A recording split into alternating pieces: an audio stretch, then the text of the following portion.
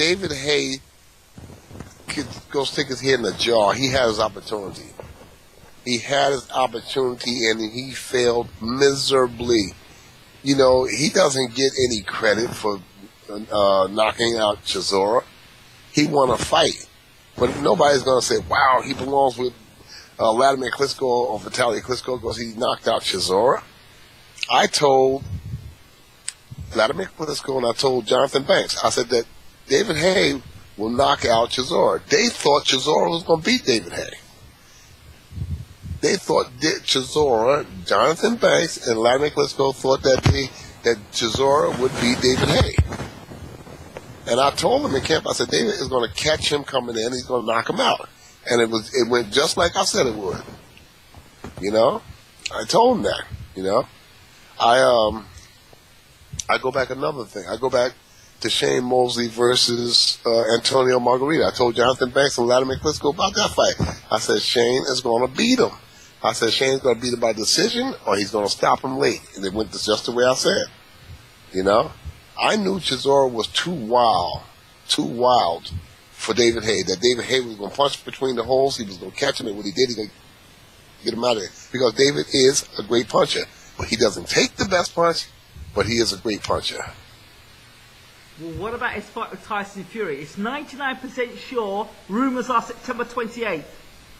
I like David Hay's chances against Tyson Fury. Based on what I saw in the Stevie Cunningham fight, I like David Hay's chances. But David Hay is a bigger puncher than Stevie Cunningham, and he's awkward, and he hits you with punches that you don't see. Agreed, but didn't Vladimir Klitschko show the blueprint on how to beat David Hay by using the left jab? Yeah, but Tyson Fury don't have a left jab like Vladimir Klitschko. Vladimir Klitschko has a left jab like a right hand. And David Hay doesn't have, Tyson Fury doesn't have that kind of jab. And he doesn't have the consistency. And he doesn't have the discipline of the jab. You know, Tyson Fury has yet to learn how to use his weight and his height to win a fight. He has yet to learn that.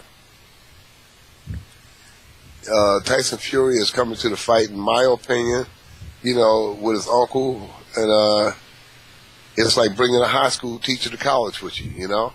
He has a lot to learn about the dynamics of what he possesses and his physical skills, his physical attributes, and the skills that he possesses. He has yet to get in touch with how to utilize those tools and skills. Okay. So, yeah. So I like David Hay in that fight. I like him big. You think he wins big? Yeah. Let's put an argument for both fighters. First of all, Hay's ability to take a punch from a heavyweight. We haven't really seen David get hit flush too often by heavyweights because of his speed and movement. No, I don't think that he can take a shot. I mean, this is something that, and again, this is no real criticism for David Hay or any other human being, because God giveth and God taketh away. I don't care who the trainer is, aside from God Almighty. You can have Harry Houdini in the corner. He ain't gonna make your chin better.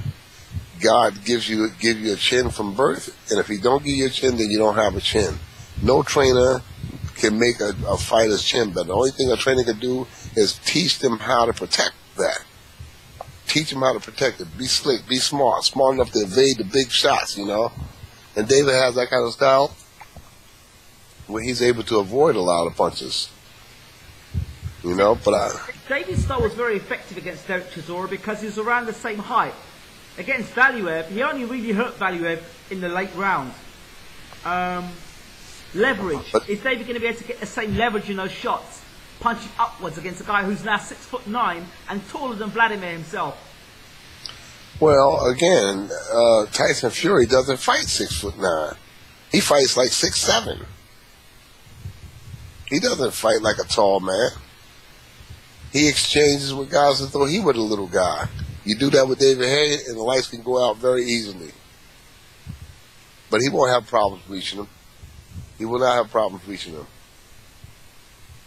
What would you advise Tyson Fury, if you were in his corner, what would you be saying to them? If you were going to prepare for David Haye, what would you be saying to Tyson Fury? If I was going to prepare Tyson Fury to fight David Haye? Yes. I'd tell him to stay outside and work a good jab. And every time David even thought about throwing a right hand, I'd tell Tyson to throw a right hand. Combination punching keeps the short man in check. He needs a good sterling jab, and he needs to punch in combination, not 1-2s. Jab, jab, right hand, hook. He's got to keep David busy, because David is not likely to punch when Tyson Fury is punching. David will punch after he punches, or he'll punch before he punches, but he will not trade punches with him, you know? And Tyson Fury would be a fool to trade punches. All he got to do is use his height and use his jab. And everything else is going to come off of that jab, but he has to punch in combination. If he were to get into a brawl like he did against Cunningham, what would happen? He'd get knocked out. But Cunningham and Haye are two different fighters. One's an ambush fighter, one will stay in the pocket. Cunningham will stay in the pocket and doesn't mind getting involved in a brawl. Haye is an ambush fighter, means he'll keep a distance and then try and land punches and get in and get out. He'll work angles. I expect David Haye to work angles. He's going to work angles on Tyson Fury, and wisely so. He shouldn't stay there in front of him. He got to make Tyson Fury burn some of that energy, throw away some of that energy. And once he does, he'll start making mistakes. Every fighter makes mistakes when they become fatigued. It's hard to maintain focus. It's hard to maintain discipline when you don't have the stamina, when you're exhausted. When you're exhausted, you're just out there fighting. You're fighting the remote. Now, when Haye fought Chisora, he looked like he was blowing in the fourth and fifth round. Stamina could be a question in this fight, if he doesn't get rid of Fury early. Well, one of the things is that David Haye puts knockout on every punch that he throws, and that takes a lot of stamina. Speed takes a lot of stamina. So David Haye does a lot of moving, slip sliding, and throws a lot of bombs, and that's part of the reason why he's huffing and blowing like that, because he throws a lot of heavy-handed punches, and that can rob you of energy. You know, Vladimir, over the years, we've taught him how to mix hard punches with smooth punches. Sometimes you take some of the power off the punch and just work your jab, work your right hands, but take some of the power off and go for speed and accuracy. And then when you know you got the man, then you can load up on something, and then you go right back to boxing again. But every punch should not be a punch designed to knock a man out.